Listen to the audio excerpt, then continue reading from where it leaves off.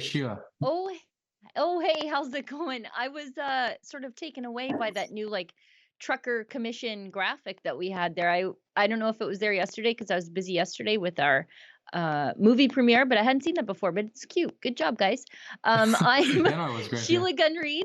I'm Sheila Gunreed. That's my co-host, William Diaz, and we are here to bring you the daily live stream recap of the comings and goings of what we call the Trucker Commission. That's the Mhm. Public Order Emergencies Commission, wherein an allegedly independent body, and so far so good, is investigating Justin Trudeau's invocation of a never before used Yeah. anti-terrorism law. It's a rewrite of the War Measures Act, and he hmm invoked it on peaceful anti-COVID mandate, anti-discrimination, really, protesters in hmm the nation's capital who did the horrifying thing of, well, first of all, having the Peacefully wrong opinions. protest.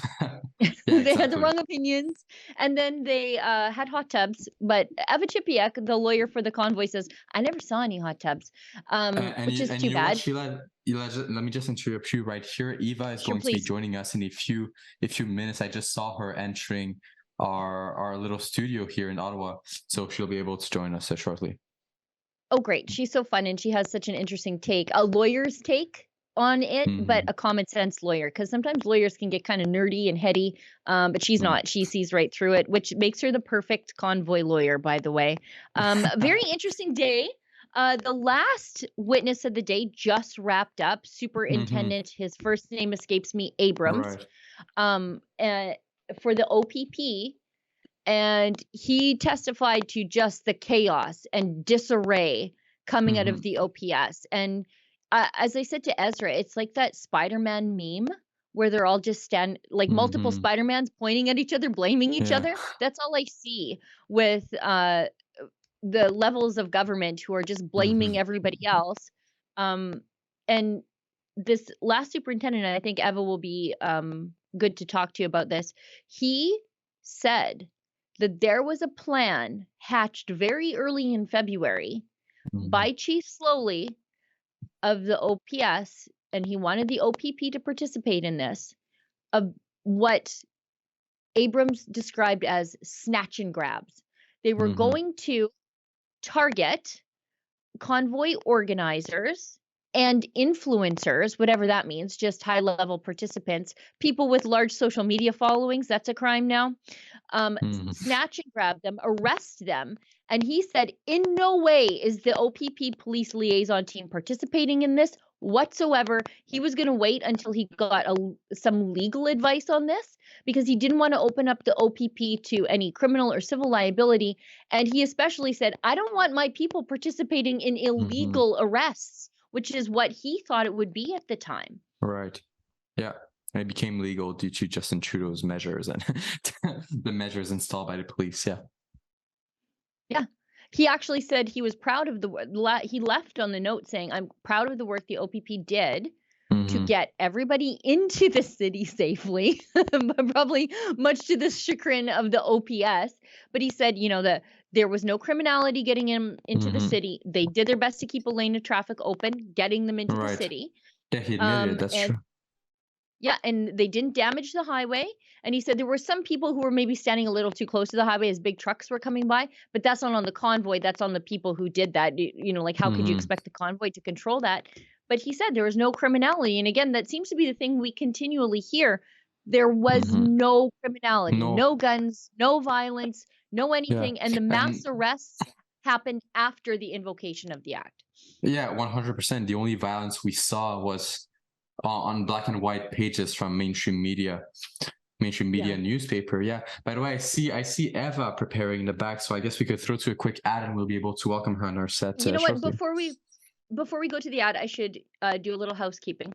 So, That's right. for those of you who normally expect a noon or 10 a.m.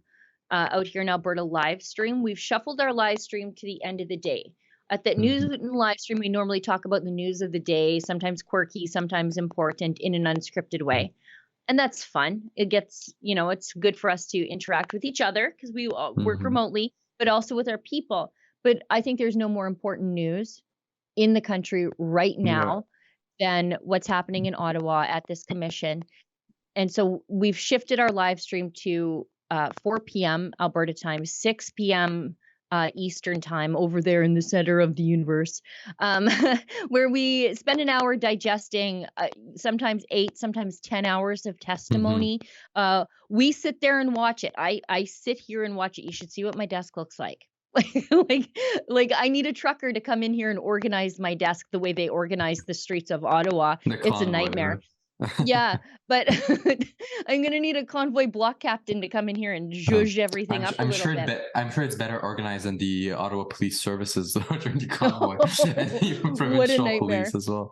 Yeah. Oh, All right. yes. Okay, but if people want to get involved, have their say, might I suggest something, what we call a paid chat? On Rumble, it's called a Rumble Rant. On Odyssey, it's called a hyper chat. YouTube won't let you leave us a paid chat because they're a censorship platform, but there's, I don't know, there's 1.6 million of you over there. So we don't want to stop using YouTube. We just want to tell you there are other options for you out there. And so if you want to leave us a paid chat, because unlike the mainstream media who seem to not be reporting the things from this commission that are damaging to them, we're not in the pocket of Justin Trudeau. We're fiercely independent. Nobody owns us. We are only accountable to our viewers. And so if you want to leave a paid chat, there's those 2 ways to do it. And if it's over $5 and we have time at the end, we'll do our best to address your question, query, or comment on air. But I should let you know, we have Airbnb in Ottawa. We've got a rotating cast of characters going through there, journalists and video producers and chase producers. And so we're going to be there for the full duration. So if you want to support us in another way, you can go to truckercommission.com. You can see all of our reports. William is just, as I say, in every staff meeting, ripping it up in Ottawa. You can see all of his work there at truckercommission.com, and you can support our work there too. So with all that being said, let's go to the ad so we can get Eva on set. Thursday in Ottawa, the Public Order Emergencies Commission kicked off. It's an inquiry into the actions of the government, or at least it's supposed to be. The inquiry is allegedly meant to examine whether or not the government was justified in invoking an anti-terrorism law called the Emergencies Act to euthanize peaceful anti-COVID mandate protests taking place in the nation's capital, but also in other locations across the country. My choice! My body! My choice! Now, the convoy to Ottawa spent nearly 4 weeks completely peacefully demonstrating against lockdowns and vaccine passports. It evolved into a nearly month-long street party replete with bouncy castles, hot tubs, street hockey, concerts, and community outreach efforts like soup kitchens and food for the homeless. Rebel News, as we were for the convoy to Ottawa, will be there on the ground in Ottawa to cover the commission from the beginning to the end, because you just cannot trust the mainstream media. And in fact, that's what today's report is about. We've rented an Airbnb in Ottawa where we're sending a rotating cast of journalists to report on the Public Order Emergency Inquiry. Now, you can help support our efforts there at truckercommission.com. The mainstream media's reporting about the alleged foreign nature of the convoy funding was cited as a reason the Liberals invoked the Emergencies Act to arrest, detain, and seize the property, bank accounts, and assets of anti-Trudeau demonstrators. We are back. We're back and we have Eva, and hopefully we can talk to Eva without any sort of technical difficulties as we did last time, but Eva's such a good sport. Eva, thanks for joining us. For those of you who don't know, Eva, go ahead. I was just saying my pleasure. No, go ahead. Tell me how good, please introduce me. I'd love to hear it. Tell me how great I am. Eva is one of the lawyers working for the trucker convoy, specifically Tamara Leach. And that's why she's in all my pictures that I have with Tamara Leach. There's Eva's smiling mug right in the background so that she makes sure that her client doesn't go back to jail. Yeah, she won't go back to prison. Eva, I'm so glad you're on the show because I heard some crazy things at the end there. Just the absolute disarray in the police service. And the OPP seemed genuinely concerned that they were being asked to do things by OPS that were illegal, particularly these like snatch and grabs, Nicaraguan style abductions of peaceful protesters on the street. It was crazy. Yeah. You probably noticed my smile went away. Like listening to that evidence today, I was on the ground. I saw some of the things happening, and it is actually reassuring to see that the OPP was looking to make sure that things were done correctly and legally. We saw some of that footage, our clients were there on the ground, some of them in Coventry, and just giving us accounts of what was going on. And one of our clients got some, a recording about how it is they're even stealing fuel. We were a little bit confused about that. It was good to hear the evidence again of the OPP department and the officers. It's very different to what we hear from the OPS. Yeah, that is very true. The superintendent today, Abrams, he testified to the actions of the OPS causing a complete and total breakdown in early February with the protesters. They had their police liaison team who were working with the protesters towards a peaceful, it was obviously peaceful, but a resolution to everything. And then the OPS just moved in and started arresting everybody at Coventry for bringing fuel in. And the PLT unit, the police liaison unit, they wanted to quit. They just wanted to go home. They said, what's the point here? The quote was, all is lost. And I think it's a credit to your clients that it was not lost, because it could have been, but they continued negotiating even after those arrests. That's right. Loss of trust is what I heard today, a lot of, and 100%. And, we had truckers and protesters saying, well, the police keep lying to us. They keep telling us one thing and doing something else. Why would we trust them? And like you said, they maintained resolve. They didn't stoop down to any level of disturbance and criminality, which after some time, so much credit to them for staying above and acting the way they were in really freezing conditions too. And a shout out to Ottawa residents, because a lot of Ottawa residents saw that as well. And they came to, as they did before, but then they really came out in full force when they heard and saw fuel was being taken away. And there was a possibility that people would be, freezing in their cars. That was one of the things they tried to do to them from the very beginning. Councillors Fleury and McKinney testified to their lobbying of the city council to lower the temperature limit wherein they allow people to idle their vehicles in the street. Because what they wanted to do was disincentivize people from idling their trucks when it was like minus 20, minus 30. They wanted the city to go around ticketing people for not freezing to death. I thought it was just atrocious. And then these are, simultaneously the same people who say, we got to do more for the homeless because they're going to freeze to death. So it's the wrong kind of people freezing to death, and then the right kind of people freezing to death. They actually don't care about people. They just want to see themselves as some sort of saviors or enforcers on the other hand. Yeah, well, very good point. And we heard that time and time again. It was, we want businesses are suffering, but not business from the protesters. There was also the situation of, well, if there's a car parked illegally, we want to make sure that it's not an Ottawa resident that we're towing away. If it's parked illegally, you get a ticket and you tow it away, regardless of who you are. It seems that, there's just so much of this conflicting information, and, we see it more and more every day, surprisingly. It was, again, surprising to hear how little the police actually how little they needed the EA. I don't think they needed it at all, but even they couldn't come up with strong reasons for why they needed it. For example, I think it was Assistant or Deputy Chief Ferguson who said, we liked having the threats of seizing assets, seizing bank accounts. We liked those threats.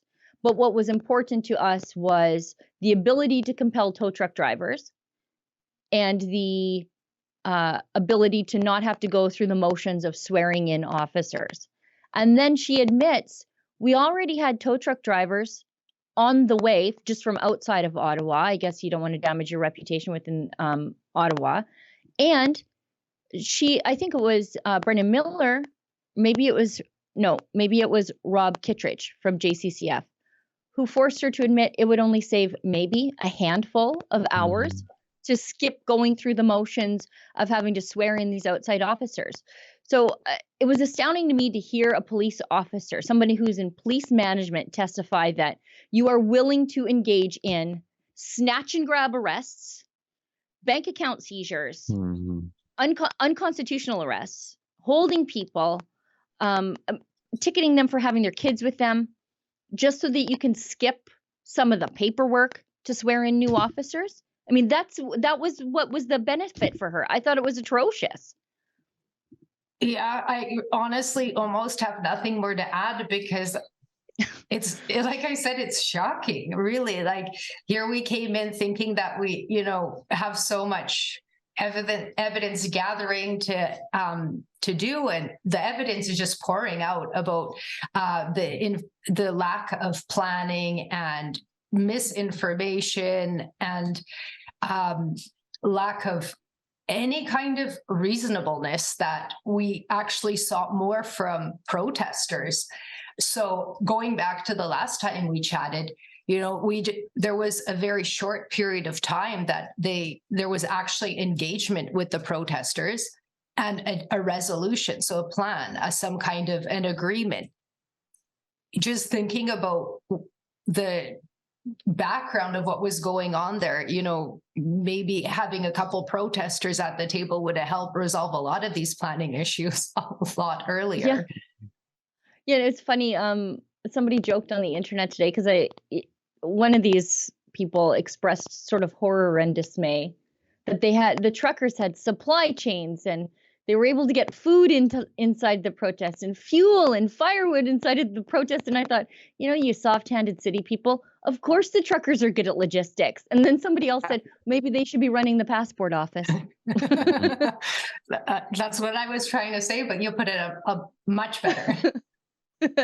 Let's throw to this clip, Olivia, of a lot of things late in the day yesterday just blew apart the government's narrative, but the media's narrative too, about who and what the convoy protesters were and are to this day. And again, credit to the OPP. They seem to be the most reasonable people in all of this. The OPP and senior bureaucrats within the city of Ottawa, the non-political types, they seem to be, as I said the other day, the only grown-ups in the room. But we've got the head of intelligence for the OPP, Superintendent Pat Morris, giving his very honest assessment of the convoy and the extremism allegations within the convoy. If you wouldn't mind, Olivia. We produced no intelligence to indicate that these individuals would be armed. And there has been a lot of hyperbole about that. That was something we wish to, when people think about what happened on January 6th of 2020, that is presence of mind, but we produced no intelligence to indicate that that would be the case. And I think the arrests for firearms after the fact play that out, as in there were none. Correct. I so much enjoyed OPP Superintendent Morris. Time after time, questions were being asked. It's like and I think it was mostly the federal government lawyer, almost fishing for, information. And he kind of just straight to the point, no credible information.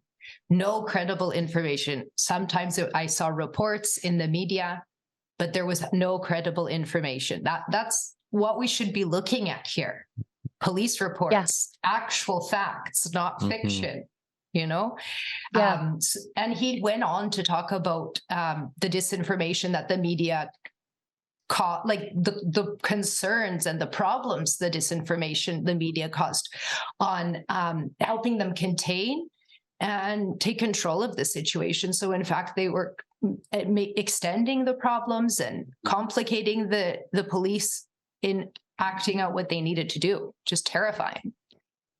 Yeah, I think we have that clip where Superintendent Morris talks about just how much of his time was wasted by people who are whipped into hysterics by media reports and what Pat Morris calls politicization of the convoy. Because, you know, these people in Ottawa were told for 2 weeks that the KKK was coming. And so when the so-called KKK finally arrived, all they did was call the cops and report people for mean signs. And he had to go and investigate them all, or at least his people had to go and investigate them all. And then he's got to deal with the intelligence reports related to that. So I think we have, it's a kind of a longer minute and plus clip, but he lays it all down about how damaging to his ability to work the constant rhetoric from politicians was. And as you say, it probably prolonged anything that happened in Ottawa. Mm-hmm.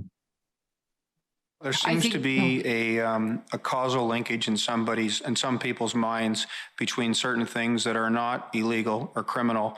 They just may not be in line with, and a nexus to somehow an intelligence threat. I can give you an example. I have had instances where people have approached me professionally because there were bumper stickers that had to do with entities that they disagreed with. So therefore, those people shouldn't be police officers, or they shouldn't be parked in parking lots.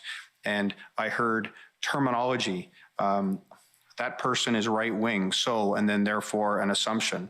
I used to hear all that all the time about left wing, and I was very concerned about it because I worked in anti-terrorism at the time of the 9/11 attacks, and I saw what these knee-jerk reactions do, where we get information from the public on any number of issues related to what they perceive to be threats from Wahhabism or Salafism or Sunni extremism.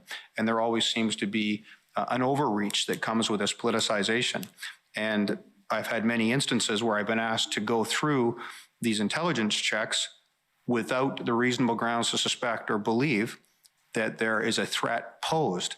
There is merely the presence of something or someone that someone doesn't like.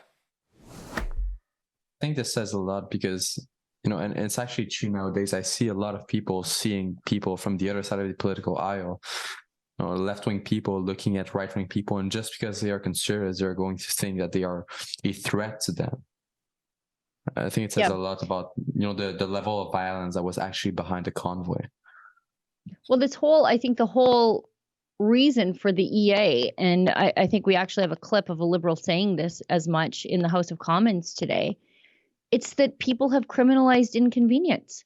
And I don't think you have a right to be comfortable in this country. And horn honking, sure, it's annoying, but it's not an act of war. Like, it's not a 9/11 level event, but that's how they treated horn honking and traffic snarls and people with disagreeable opinions in the nation's capital. Yeah, you know, I guess we have a lawyer right here. So is a right-wing person inherently violent? Does being right-wing mean that you are violent? I guess it depends who you ask nowadays. That's true. OPP Superintendent Morris said no, but you know, that's what the narrative has been, and thankfully now I think it's coming to light that, you know, this is not a criminal activity. And Brendan Miller did ask him, because in his evidence he said something to the effect of, I don't like using the word extremist, and so Brendan went into that and asked him to provide some more context to that. And he said something very similar to what we heard, is that now that label is being thrown out to somebody that just doesn't agree with you. That doesn't mean it's criminal. That doesn't mean that it's wrong. And actually going back, I think it was to Diane Deeds who was up earlier, and as we know and heard, there was a lot of politicking there. And she said that political discourse and opposing views not only should be encouraged, but it's healthy to have. So here we are, 100%. You know, the city politicking. Here we have kind of, you know, working class politicking against the federal government. But again, that's not the kind of politicking we want. That's not the kind of protesting or opinions that are allowed in the city. So it's just really good to turn the table around, because you see that it just depends on who it is that that conversation is okay for. Yeah, someone noted to me the other day that there's a serious classist element in all of this, where the white-collar Ottawa bureaucrats, who I describe them as the pajamas and laptop class, where they can work from home. They can work from home till the day they die. If they work in the passport office, they're still working from home. They really didn't like these icky, blue-collar, useful people coming to their city. You know, like, you see how upset they were that they couldn't get their Uber Eats. Mm-hmm. And they were so offended that people who were concerned about not being able to feed their kids drove their icky trucks into their city and made some noise. And they are crying about Uber Eats. And I just thought, you know, there's such a disconnect between, you know, the ivory tower bureaucratic class versus the entire rest of the country. And I guess that's why Albertans are so alienated, probably. Yeah. Well, and, you know, the Uber Eats, people were using Uber Eats throughout the protest. So then that doesn't even fly. I like your description. What I've been using is the Starbucks versus the Tim Hortons group, because when the protesters were in downtown Ottawa, all accounts that I've heard from Tim Hortons is it was their best revenue in 3 weeks compared to the last 3 years. So that's the class difference too, just in terms of coffee, if you want to put it that way. Yeah.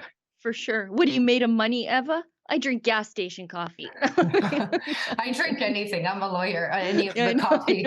We have long days, as you can see. Caffeine is good. It is. It's keeping me going. We've got actually a clip of Liberal Pam Damoff. She's insisting that invoking the Emergencies Act was the right thing to do because people were hurting everywhere.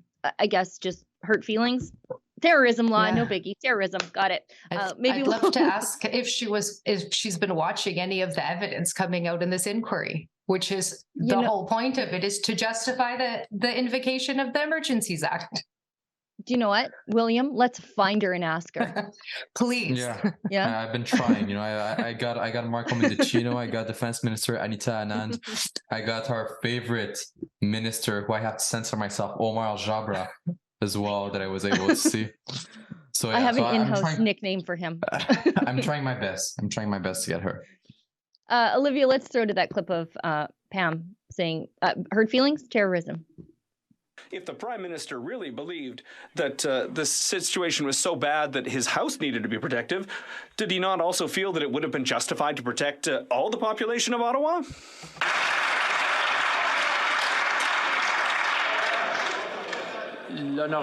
The Honourable Parliamentary Secretary. Mr. Speaker, and I thank the honourable member for his question. During the illegal occupation last winter, people across the country were hurting, not just in Ottawa, but across the entire country. And Canadians' freedoms to feel safe in their homes were threatened. And that's why we invoked the Emergency Act, because it was the right thing to do. And it worked to end this illegal occupation in Ottawa and across the country. Thank you, Mr. Speaker. If the Prime Minister... You know the reason why people couldn't feel safe in their home? Because of situations like what happened with Archer Pavlovsky in Alberta occurred during the convoy. Because we saw a video of police entering the house of people that were having what Quebecers called illegal gathering during the lockdowns, during the pandemic. That's why people didn't feel safe in their house. It wasn't because of the peaceful truckers that were protesting for the freedom of everyone. It's such a hypocritical and false statement just overall. Well, not only that's not the requirements under the law in the Emergencies Act. Like, let's start there. If that's what the government is now saying is the reason they invoke the act, well, again, we could pack up and let's go home. Like, this case closed. That is not justification 100%. For invoking the Emergencies Act. And it's actually really disturbing to see members of Parliament suggest that. Yeah. I mean, I don't think that somebody else's agoraphobia or anxiety disorder is reason to invoke the War No. Measures Act on the entire country. A War Measures Act that I wasn't don't even understand. used. Yeah, it wasn't even used, by the way, on September 11. The I think Emergencies Act was. Sorry, I was just going to say, I think we actually have Justin Trudeau responding to some questions in the House of Commons today. Yeah, let's show that.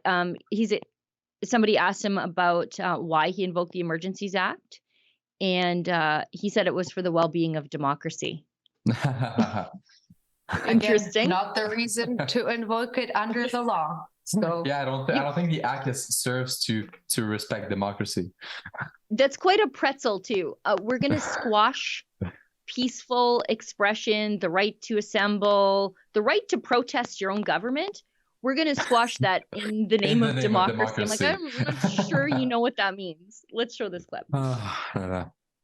We invoked the Emergency Measures Act in a responsible way, in a wary way, and in a time-limited way, in a way that fully respected the fundamental rights and freedoms of Canadians. We have done this because the situation required it. I'm very happy that now there is a public inquiry that's happening that will allow all Canadians to see what we saw at the time. This was an illegal occupation. It was a real problem, not only for the residents of Ottawa and throughout the country, but also for our economy and for the well-being of our democracy. We did what we had to do in a responsible way. No, at least I always see people complaining when we show clips of Justin Trudeau because they say they don't like to hear his voice. At least here was an interpreter or a translator, so it was better for them. I find the translators just as annoying, but it's funny how they take credit for revoking the act before they had to produce proof for needing it. They say, oh, we did it in a measured way. No, you revoked it before you had to produce proof for ever needing it. I have to say one thing too. It was both the Prime Minister and the MP. They both used the words illegal occupation. And we have yet to find out or have anybody tell us what was illegal and when it was illegal. What is it they're talking about? They keep using that rhetoric and it has no basis. There's no fact to it. And in fact, one of the clips that I did like from Matthew Fleury, the councillor, is he kept asking the police authorities what's illegal. And they said, we don't know. So why are we continuing to maintain that narrative of illegal occupation? I would really love to know what it is as a lawyer, because nobody's been able to explain that to me either. It's illegal to disagree with Justin Trudeau. That's why he wants to control the internet. That's why he wants to control the internet, because there are some disagreeable folks on the internet that he can't control through the CRTC. And so he's just going to extend that. He can't pollute certain people with subsidies, so he's got to do something to get around that. And then peaceful protests. You cannot disagree with the government, or you are a terrorist, sexist, misogynist, homophobic nightmare invader to the city. That's another thing that really bothers me about all this. And again, I think it goes to classism. These are your fellow Canadians. Yeah. They're not foreign invaders. They came to their nation's capital, where the seat of the government is, to protest the things the government is doing to them. Where else are they supposed to protest? But they're not foreign invaders. They're Canadians. And if they want to protest in the nation's capital, they damn sure have a right to do it. That's just how it is. But they're treated like they are these foreign infestation from some far-flung, ill-behaved place. They're just your fellow Canadians who see things a different way. It really bothers me to see how they're talked about. Yeah. I just want to go back on a point that you talked about in terms of democracy. What's the definition of democracy according to Justin Trudeau? And I think we found it. It's not disagreeing with Justin Trudeau. You are not allowed to disagree with the Prime Minister in Justin Trudeau's democracy, because apart from a slight disagreement in political beliefs and inconvenience, the truckers were peaceful. There was it was a peaceful protest. The arson attempt wasn't related to the truckers.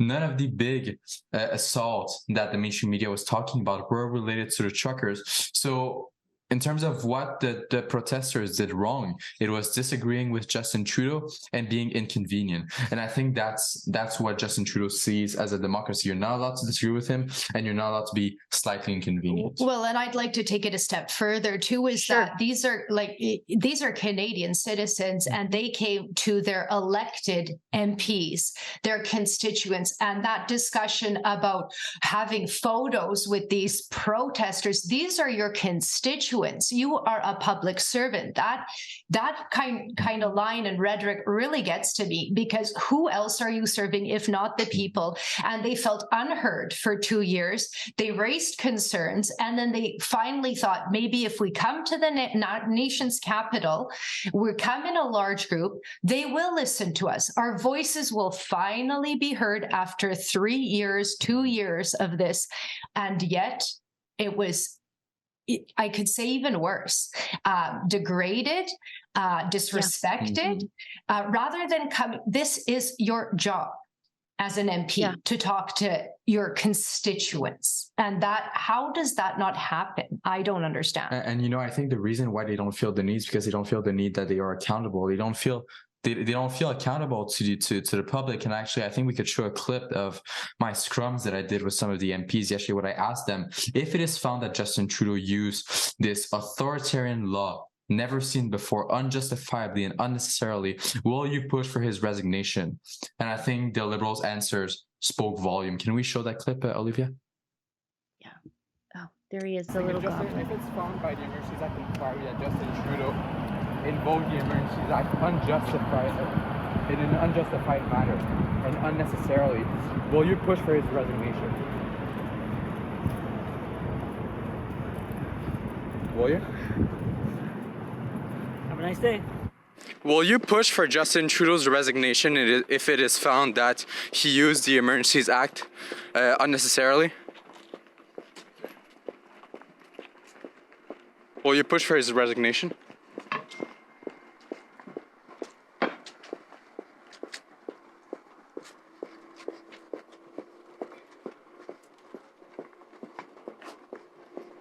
Mr. Gerritsen, why did you spend more time on Twitter than working for your constituents? If you think that's the case, you're spending too much time on Twitter.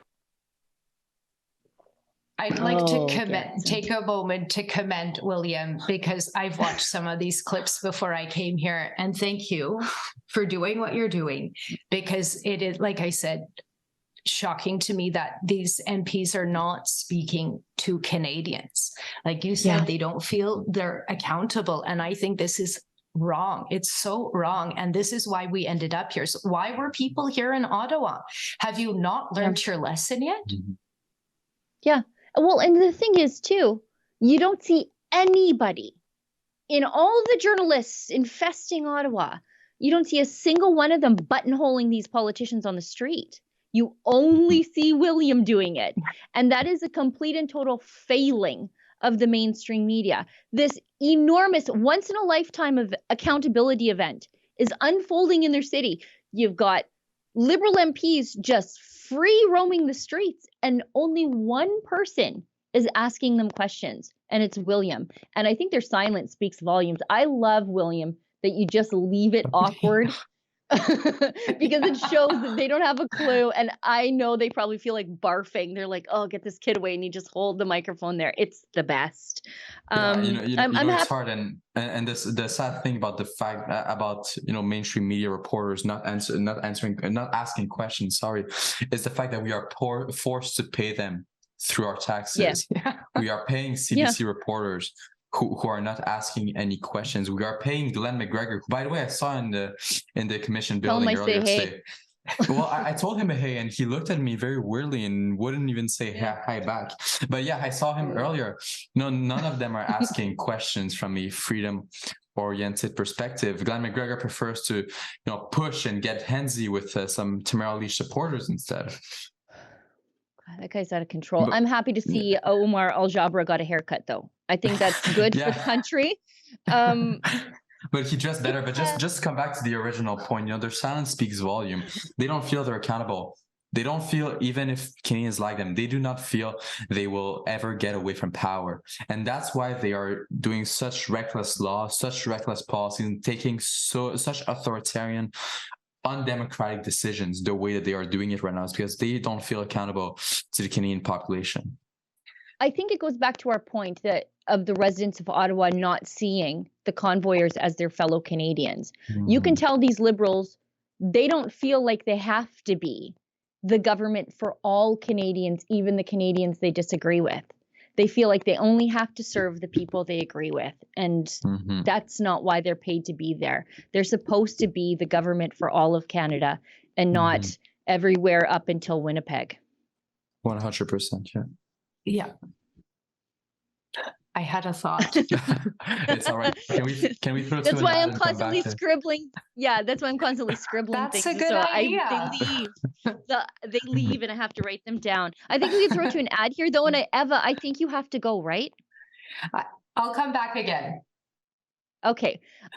So we're going to let you go now then. You'll shuffle off. You've had a long day. Eva, great. thank you so much.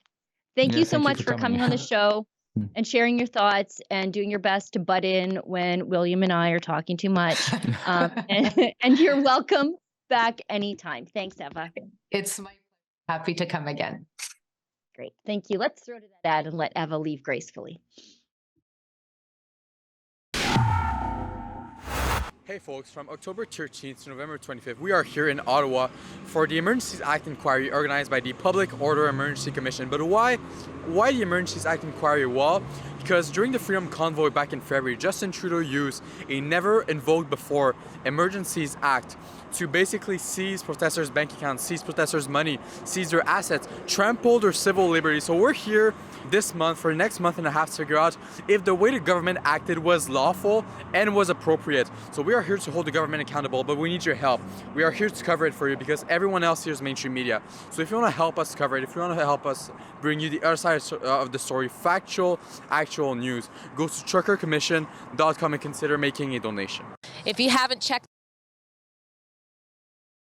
that's great. Let's put that on a t-shirt. I thought that was great. William, can you hear me okay? Yeah, right now I can hear you. I couldn't hear the first 5 seconds, but now I can hear. Oh, I was complimenting you on your turn of phrase of factual, actual. Let's go to this. Let's go to the next clip because there's some things going on behind the scenes in the OPS that first of all, I don't think there's any good guys there. At first I thought Chief Slowly might be a good guy. He didn't want to crack heads. But now I see in his communications with the OPP, they're saying, whoa, you're asking us to do things that we think are illegal. And we're not going to do them until we get legal advice. And he had a fit, it sounds like, with Superintendent Abrams of the OPP. Yeah, I think the reason why you thought he was one of the good guys that nowadays, as soon as we see someone who's not super radicalized in terms of his response to the Freedom Convoy, we think that they are moderate, that are actually on the right side. Right. All things are relative. I guess when you put him up to Steve Bell and you're like, oh yeah, he's a total freedom lover. But then when you put him beside somebody like Abrams, who's like, I'm not having my guys do illegal things. No more abducting peaceful protesters off the street. Thank you very much. Which is what they wanted to do. They called it snatch and grabs. Yeah. When you are the guy saying, let's do some snatch and grabs of peaceful protesters in the nation's capital, you're probably not a good guy. You're probably not the good guy here. And there was some serious internal turmoil because it sounds like the OPP were giving their intelligence reports to Steve Bell, who is deputy chief and in charge of intelligence at OPS. They were giving those to him, although we'll hear more about this when he testifies, but this is sort of what I was able to piece together. It sounds like they were giving the intelligence reports to him, and either he wasn't giving them or digesting them and then giving him the briefing, the chief on those, or he was, but they weren't accurate. And I'm not sure what's going on there, but there was a real problem with intel getting to Chief slowly, which I think is my conspiratorial side says, I think they sabotaged Chief Slowly because the guy who wasn't giving the intel reports is now the chief. Fancy how that works. No, yeah. Mm-hmm. Go ahead. No, I think there's a little bit of what you say 100%. And I think also there's a lack of organization, like we touched on at the very beginning. Oh, yeah. I can't believe how disorganized the OPS, the OPP, the RCMP all were. None of them seem to be able to organize themselves and prepare themselves for a protest that would actually last more than 2 days during a weekend. Even though all the protesters, all the truckers said they were coming here for a long time until the mandates are lifted. Everyone would say it, yet the city and the police would only be able to prepare themselves for the first weekend. I think they lacked a lot of organizational skills there. Yeah, and it looked like Chief Slowly had a tantrum and then complained to the minister. Abrams says he testified to an argument that he had with Chief Slowly. I'm just reading from my own Twitter feed. Abrams tried to convince Slowly to pump the brakes and allow them to mobilize 400 OPP and RCMP officers into Ottawa over the course of a week. Because that's a huge deployment, and they have to swear them all in. Apparently, that takes hours. And then Slowly threatened to go to the minister if he didn't do it immediately. So he was trying to bully up the chain of command in the RCMP. There's one thing.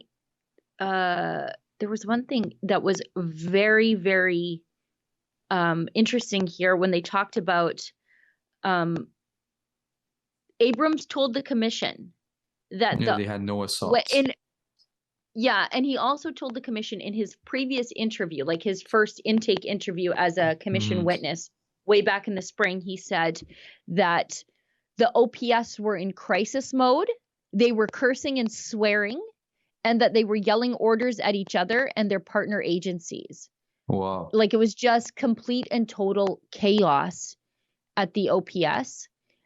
Nobody was in control. Chief Slowly was trying to hang on to control, it sounds like, because we have a clip of Ferguson saying he didn't want to relinquish control. He clearly didn't have control of his own officers here. And maybe we can throw to that clip of Deputy Chief Ferguson. So she was in charge of sort of, not intel, but sort of the implementation of a lot of the policing on the ground, like community policing.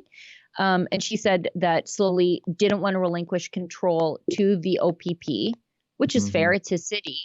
But things were spiraling out of control. And the only people who really seemed to have a handle on the situation was the OPP. And even then, it's not the best. Yeah, even then it wasn't the best, but at least they're honest. I don't trust anybody else. Maybe we could throw to that clip. But the Police Services Act sets out very specific circumstances where the OPP may take over command of a certain incident or area. Yes. And one of those would be if a formal request would be made from the OPS chief to the OPP commissioner, correct? I think that's how it works, yes. Although no such request was made in this case, correct? I would have been surprised if it was. I don't know, though, for sure. Sorry, I didn't hear you. I don't know if it was made or not. No, but did you say you'd be surprised? I would have been surprised if the request was made. Why would you have been surprised? Because I don't think that that's what former Chief Slowly wanted. Why? I think you'd have to ask him. It was clear to me that he was pushing back on that. Oh, I'm asking you though, because you've had a lot of dealings with Chief Slowly. So why, in your opinion and in your experience, do you believe Chief Slowly would have refused to consider or would not have entertained the possibility of asking for formal assistance in that way? I don't believe he wanted to give up control. I think he felt that he was the chief in the police jurisdiction, and he wanted that to be maintained. There was a lot of things that she said in her testimony today that we really should go back and clip. When you look at just exactly what she was willing to invoke the Emergencies Act for, I think that woman is tyrannical. I don't think she should be in a position of police leadership. She seems sort of like, I don't know, blah, blah, blah. I'm just here to do my job. I don't want to be involved in the politics. But some of the stuff that she said was absolutely crazy. And you and I always call the Emergencies Act an anti-terrorism law or a counter-terrorism law, because Well, that's what its purpose. Yeah, exactly. That's what it's for. It's for a foreign invasion or an internal terrorist attack where you need to immediately stop funding to the terrorists if you can and round them up real fast before they kill anybody else. It's used for 9/11 level events. It's used for Pearl Harbor level events. So one of those is an internal attack or launched internally. One of them is an external attack. That's what it's for. It's not so that you can, as she said, grease the wheels to clear out the protest. So it made things happen a little faster. This thing that Ottawa found inconvenient. No, my phone's eavesdropping on me. She also said it allowed them to move ahead with the plan with further confidence. Oh, okay. Anti-terrorism law, that's fine as long as the police can move ahead with confidence. Yeah. This is not about giving police confidence. Yeah, exactly. That's not the point of the EA, right? No, I just thought what the problem I really have with all of this, depending on the outcome, is if the government is not found to be overstepping by invoking this thing, we've just drastically lowered the bar for what counts as a terrorist act in Canada. Yeah, what can they do in the future? That's not, I mean, if they found that it was used justifiably and necessarily. Yeah, I mean, we did this for horn honking, bouncy castles, traffic snarls, and the wrong opinions. What happens when you maybe want to have a referendum on separation in Alberta? Wouldn't breaking apart the country be an act of terrorism? It depends on who you ask, doesn't it? It's really something else to see these people, what they are willing to stomp all over the rights of their fellow Canadians, how small of a thing they're willing to do that for. Yeah, and I think the Emergencies Act inquiry has exposed how radical some of the witnesses are. You know, we saw yesterday Diane Deans. You know, this is the same woman that says she wanted to basically pierce through a bouncy castle. Yeah, go around stabbing things with a knife. Who's the violent one? you want to stab a bouncy castle. Then you heard the bizarre, lunatic testimony of Catherine McKenney when she was testifying. We saw the testimony of Zexi Lee, who was proud and who laughed as she was saying that they were throwing eggs to protesters and throwing eggs on the truck. Now we have this woman. I think we see how radical some of those peoples are. Yeah. How little they care about freedom or respect the freedom of other people. And it was refreshing to hear Superintendent Abrams say, I don't want to do illegal things. I don't want I don't want to do it. I don't want my officers to be even remotely involved in any of this. I don't even want the OPP police liaison team involved in any of this. If you are going to be snatching and grabbing people, we're not any part of this. And slowly was saying, all of the officers that are coming to Ottawa, and this is in the readout of their back and forth, said all of the officers who are coming to Ottawa have to be willing to engage in arrests for aiding mischief, which was what they described bringing the fuel and food into the convoy. They said that's, accomplice to mischief. And they said, if you're coming, that's right, I forgot about that. They must be willing to arrest people for bringing food and fuel in, for stopping people from freezing to death. Yeah, that's unbelievable. Seeing that jerry cans became a symbol of terrorism. Yeah, I remember I wasn't working with Rebel News back then, but when I saw that on the news, it was astonishing to hear that. Yeah. We've got a few chats. Thank you very much, everybody. Let's read those and then sign off. You and I have had a very long day. We're back at it again tomorrow. And for the next, 5 weeks, 6 weeks. Let's get to these. So, I think we can go back a little, actually, because I don't think we read the one on, maybe we did. on Monday. I'm not sure if we read that one. Anyways, I'll just breeze through it. It's Adam Ottawa. Gives us $5. I'll say that the city manager had a lot of credibility, the most so far. He answered factually, corrected himself, didn't misspeak, no emotions, unlike those two elected clowns from last Friday. That is true. Mhm. I noticed also that Jim Watson, he said that someone was coming from the Maritimes. I forget which maritime province. Don't come at me, Maritimers. It was either New Brunswick or Nova Scotia. I won't get mad at you if you confuse Alberta and Saskatchewan. And he said that those people. I think you would. I might a little bit. So, anyways, he said that somebody was arrested for coming from, I think it was New Brunswick. I'm going to get a letter either way.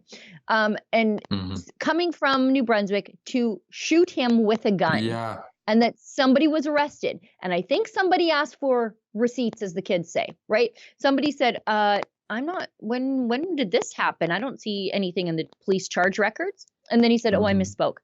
That's a hell of a thing to misspeak about, don't you think? That's not like I used New Brunswick instead of Nova Scotia, or I said Saskatchewan when I meant Fort Saskatchewan, Alberta.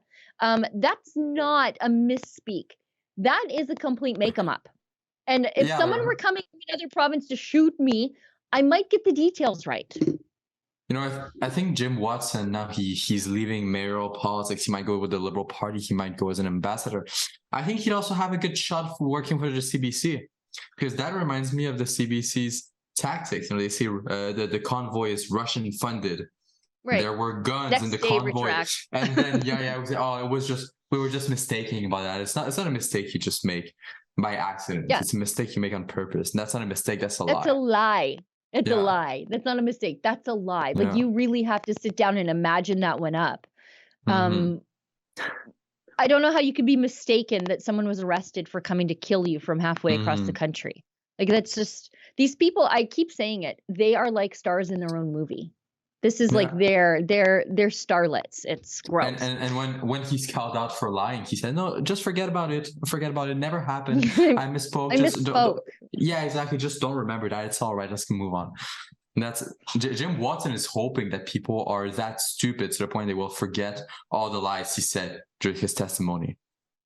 Yep. We've got a super chat from Salty Shit. I'll say it because you're a young man, you're a young person. I don't want you swearing. For $5 says, hallelujah, I'm a woman in Texas that watches Rebel News all the time. Well, hello. I just found your ad on Telegram, Rebel News account. Texas Carrie, God bless you all. Ezra, your news channel is winning. I like to think so. I mean, we're pretty big. We're bigger than a lot of the mainstream media channels. I think more people watch us. I generally think more people like us because they choose to watch us as opposed to the mandatory carriage of being pumped into your home every single day, whether you want it or not. Like the CBC, people actually seek us out and support us. So we thank everybody for doing that. There are a lot of other places you could spend your money and you have less of it than ever, thanks to the Liberals. So we appreciate every little bit that you send our way. Inflationary crisis time that we're living in. Yeah. Another one from Salty Shit gives us $5. The person running this committee is awesome. Let's keep it to the questions that she can answer. Yeah, that's true. Judge Rouleau, I think he's doing okay. He's doing okay. Right. No, honestly, I think he's fair. You can see that he's engaging with the witnesses. I don't think, people had some doubts about him, about his integrity, about how impartial the process would be. Honestly, I lost some of those doubts as the longer I see him work in the committee. Yeah. Well, and that's the thing. I don't really care about his politics. I really don't. Can he be impartial?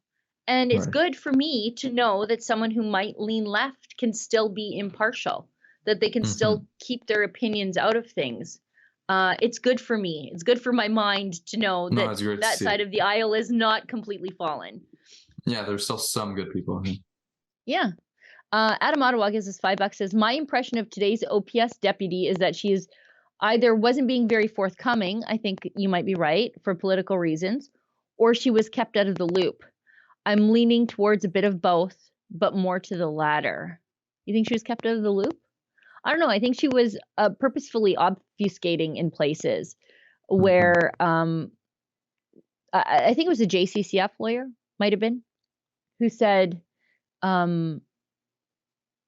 basically tried to pin her, or no, maybe it was Brendan Miller.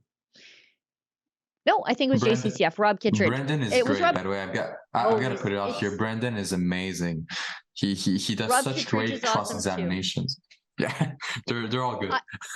They're the reason I continue to pay attention, because I know they're going to get there sometime. But I think it was Rob Kittredge who pointed out, look, there were only 13 arrests in lead up to the invocation of the Emergencies Act. And then she sort of said back, yeah, but there were 400 in total. Well, that means the majority of them came after the extraordinary powers of arrest came along. So under normal times, with normal laws and respect for charter rights, you guys could only, on the best of times with additional cops roaming the city like stormtroopers, come up with 13 charges. And then after the fact, they came up with 400. And she said, well, I don't know, you're going to have to ask Chief Slowly or Steve Bell about that stuff. She was the one in charge of actual policing. So she would know. But she just thought, no, I'll just pass the buck. Let somebody else testify to the facts. I don't know. She was pinned down on, I think he asked her, by cutting off their bank accounts, were people actually stranded downtown now? Because you wouldn't let fuel in and they didn't have money to fuel up and leave. And she said, oh, I don't know. What do you think, lady? Like it's just so stupid. Yeah, no, I think she does know, or it's just willful ignorance. Happens a lot in the liberal side of the aisle. Yeah. And last one goes to Yuta Bursi, $5. According to Trudeau, it was only a fringe minority that was coming to Ottawa. What a hypocrite. I remember that. It was such a fringe minority that they had to invoke the Emergencies Act. That's how small the amount of people that were there was. Yeah. No firearms, no violence. And it was so small that he had to invoke an anti-terrorism law. Yeah, just a little street party. Just a tiny little get together, and it's funny because I'm old enough to remember, and William, I know you aren't. I don't know if you guys remember when Teresa Spence, I'm sure the audience might know, some of the people who've been around in politics the last 10 years. Teresa Spence was the chief of Attawapiskat Reserve. And there was serious financial mismanagement there. In fact, I think her boyfriend was charged. I'm not sure if he went to jail, but he was the financial manager of the town. And he was charged with just basically financial misappropriation of funds.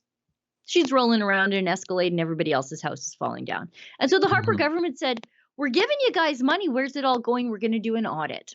And she protested the audit by going to Ottawa and sleeping, and I say that with heavy air quotes, sleeping in a teepee in a park there. She wasn't sleeping in the teepee. She was just in the teepee during the day. She was going to a 4-star hotel at night. And she was also that's right. That's right. I remember that. Yeah. Yeah. Ezra called her Chief Chicken Noodle because then she said she's going on a hunger strike. And then that's true. She said she was eating moose broth or something, but she's the only hunger striker I ever knew who put on weight. You know what I mean? Yeah. Justin Trudeau went down there into her teepee when her family's involved in the financial misappropriation of this impoverished Indigenous community and basically sits shoulder to shoulder with her. He met with her, but he couldn't meet with a single one of these. There's Chief Chicken Noodle and Justin Trudeau, I think, holding an eagle feather. Yeah, I imagine he couldn't meet with a single protester. Yeah, at the Freedom Convoy. In the meantime, her boyfriend's back in Attawapiskat cleaning the place out. And I wonder if he showed her his buckskin jacket and his a Dreamcatcher tattoo or whatever the hell it is. But he met with her, but he wouldn't meet with Tamara Leach because wrong politics, right? Yeah, because she didn't agree with him. Yeah. Anyway, I think that's the show for tonight. William, thanks for doing such great work in Ottawa and working so hard all day. Not only are you paying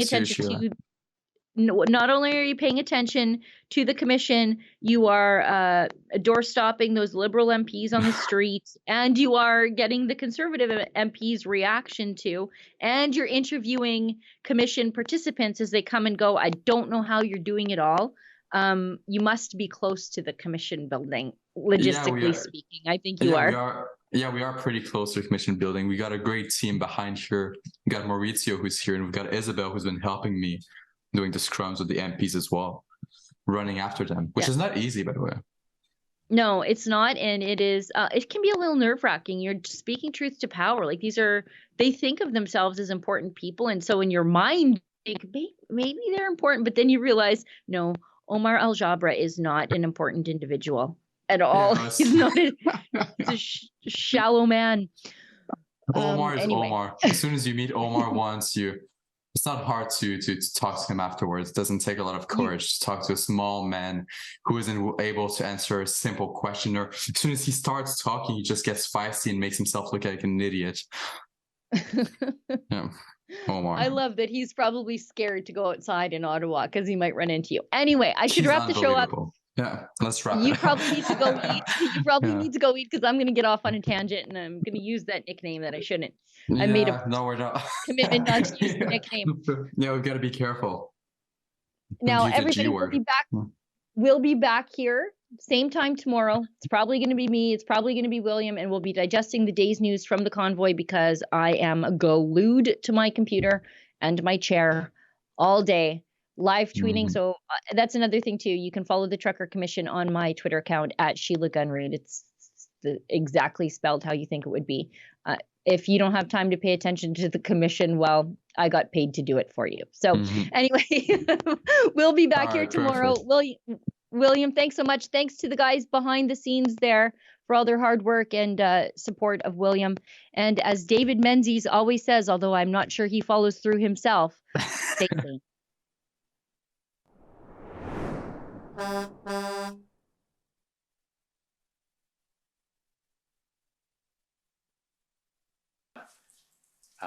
Does that ring a bell? Yes, it does. Tell us what that means. I wasn't familiar with what Hydra was. I guess it's a mythological Greek figure. But he spoke about it, this thing having many heads. And so, we needed to, as I wrote here, cut off and cauterize the head. So as we were able to take control of a situation, then we held that position.